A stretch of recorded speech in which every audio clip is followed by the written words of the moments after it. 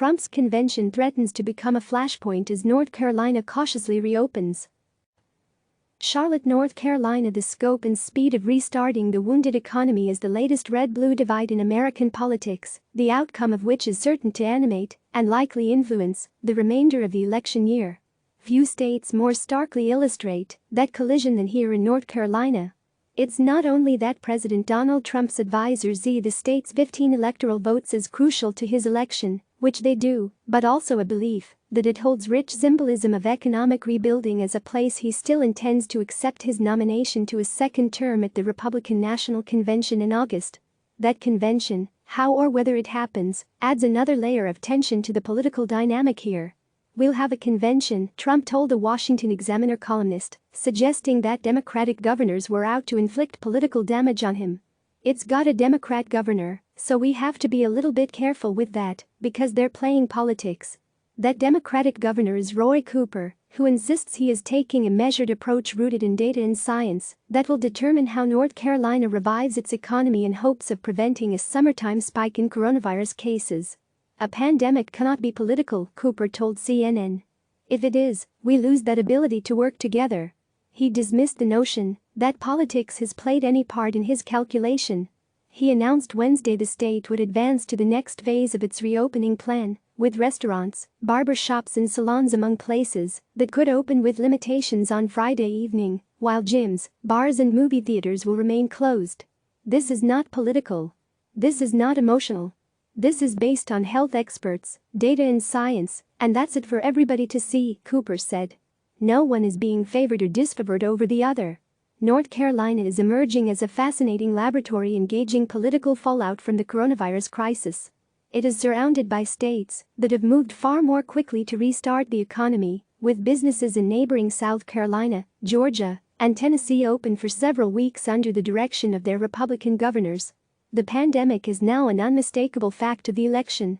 From the speed and wisdom of reopening decisions to the individual pace of a family's economic recovery, the novel coronavirus has upended the political landscape unlike most anything else in recent memory.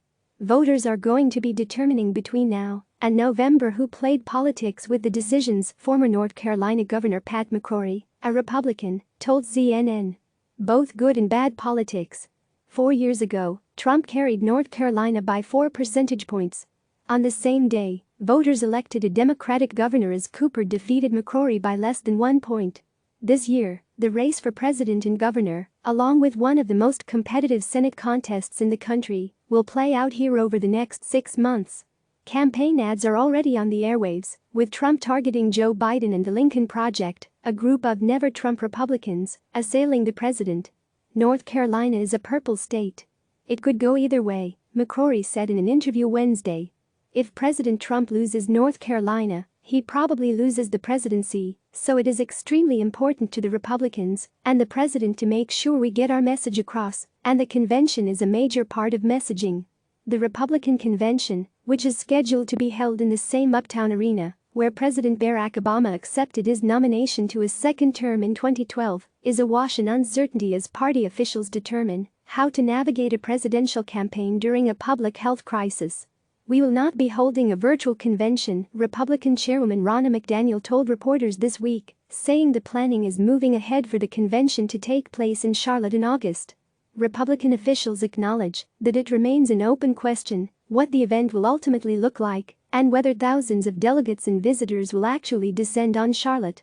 But they say the president has instructed his re-election campaign to keep the convention on track, with anticipation of an August celebration in his honor.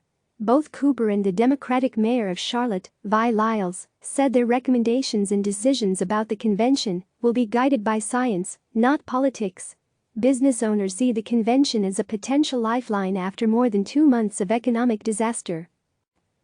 But Cooper said the Republican gathering would be treated like any other major event, and it remained uncertain whether concerts or the NFL would return this summer and fall.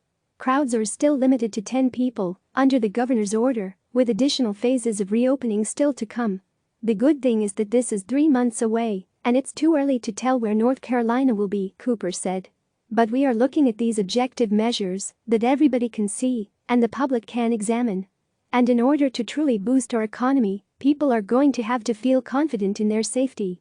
McCrory, who served as mayor of Charlotte for more than a decade and now hosts a morning talk radio program here, said the convention could be a critical flashpoint.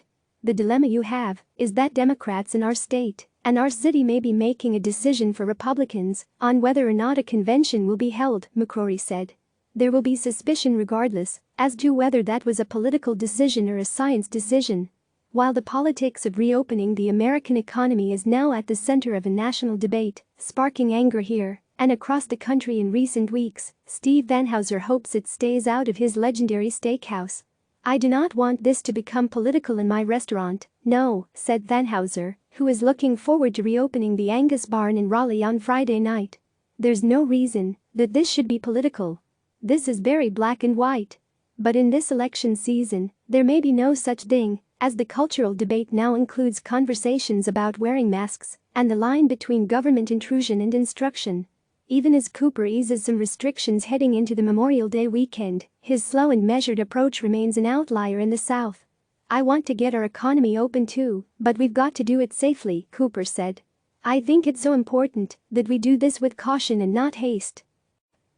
Click subscribe to receive the latest news.